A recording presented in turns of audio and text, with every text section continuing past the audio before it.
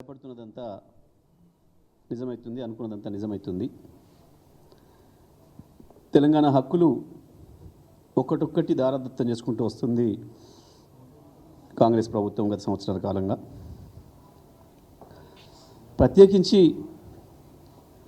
ఏ నీళ్ళైతే మనకు జీవనాధారమో,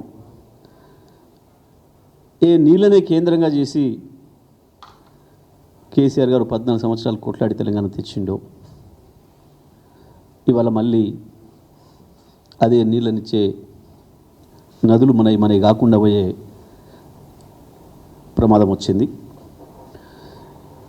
ముఖ్యమంత్రి నిన్నటి ఢిల్లీ సమావేశంలో గోదావరిని ఆంధ్రకు దారదత్తం చేసి వచ్చిండు. నేనేదో చేస్తున్న రాజకీయ ఆరోపణ కాదు. నిన్నటి వాళ్ళ సమావేశ తీరు, మొన్న సాయంత్రం ఏమో ముఖ్యమంత్రి ఆఫీస్ నుండి మేము పోవడం లేదు అని చెప్పి లీకులు ఇచ్చిండు, మీకే పంపినరు. అందులో బనకచెర్ల ఉంటే అసలే పోమని మళ్ళీ లీకులు పంపినరు. కానీ రాత్రి వచ్చిన ఒక్క ఫోన్ కాల్కు గజగజ వణుక్కుంటూ రేవంత్ రెడ్డి ఢిల్లీ కురికాడు. ఒకే ఒక్క ఫోన్ కాల్తో చెప్పా పెట్టకుండా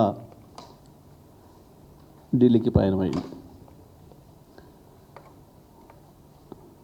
ఉండాల్సిన అధికారిక భవనంలో ఉండకుండా, తెలంగాణ భవనంలో ఉండకుండా